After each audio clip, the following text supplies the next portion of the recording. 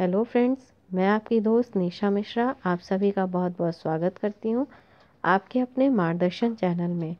आज का हमारा विषय है उत्तराधिकार प्रमाण पत्र। जी हाँ, आपने इसके बारे में अपने जीवन में कभी ना कभी सुना होगा। हम सभी अपने जीवन में चल और अचल संपत्ति का उपयोग और उपभोग करते हैं। कई बार तो ऐसा होता है कि हम वसीयत का निर्माण कर लेते हैं, परंतु आकस्मिक मृत्यु या किसी दुर्घटना के कारण हम इस प्रकार अपनी वसीयत का निर्माण नहीं कर पाते। और साथ ही साथ कई बार मानवीय भूल के कारण भी हम अपने से जुड़े ऐसे स्थानों पे जहाँ पे नॉमिनी की आवश्यकता है वहाँ पे नाम भी नहीं दे पाते।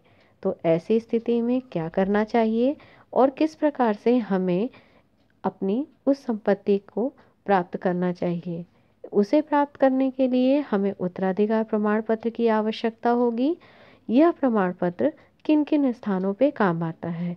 यह प्रमाण पत्र चल संपत्ति के संदर्भ में ही काम आता है, जिसमें मुख्य रूप से बैंक में एफडी, शेयर, डिबेंचर या फिर जो सेविंग अकाउंट है जहाँ पे नॉमिनी के नाम की आवश्यकता होती है, उन सभी स्थानों पे आप इस प्रकार का प्रमाण पत्र जमा करके अपनी संपत्ति को उत्तराधिकारी के रूप में प्राप्त कर सकते हैं। इसके लिए अमुक व्यक्ति की मृत्यु हो जाने के पश्चात इस प्रकार के उत्तराधिकार प्रमाण पत्र का आपको निर्माण करना होता है, जिसके लिए आपको न्यायालय की एक विशेष प्रक्रिया का पालन करना होगा। अब आइए हम समझते हैं यह उत्तराधिकार प्रमाण पत्र होता क्या है।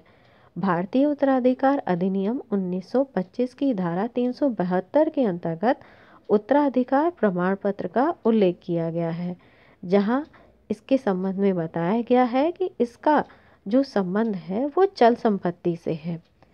अब इसे कैसे प्राप्त करना होगा आपको? इसे प्राप्त करने के लिए आपको न्यायालय की एक प्रक्रिया का पालन करना पड़ेगा, जिसका विधान बताया गया है 372 के अंतर्गत। धारा 372 के अंतर्गत इसकी पूरी प्रक्रिया विस्तृत रूप में प्रस्तुत की गई है।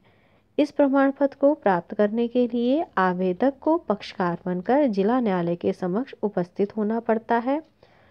इस स्थिति में न्यायालय चाहे तो स्वयं इस पक्ष को सुन करके आपको प्रमाण पत्र दे सकता है या फिर एक सशक्त अधिकारी नियुक्त कर सकता है।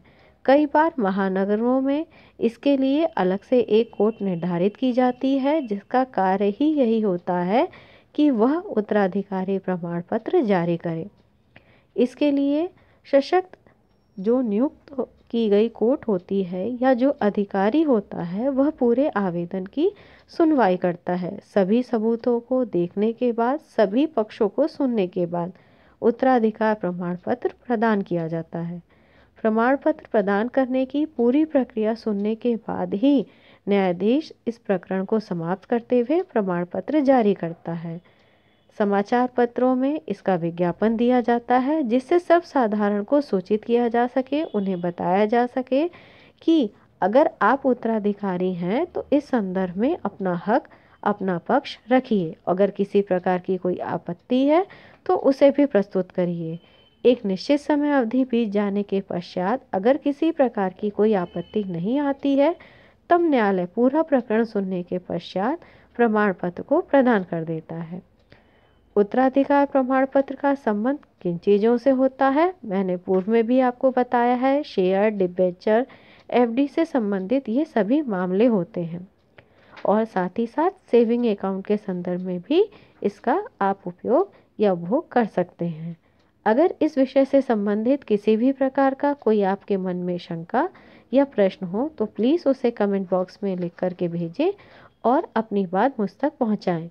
वीडियो पसंद आई हो तो प्लीज़ वीडियो को लाइक करिए, ज़्यादा से ज़्यादा अपने फ्रेंड्स के साथ इसे शेयर करिए और आप मुझे व्यक्तिगत रूप से प्रश्न पूछने के लिए इंस्टाग्राम पे भी फॉलो कर सकते हैं। मैं आपकी दोस्त निशा मिश्रा। Thank you.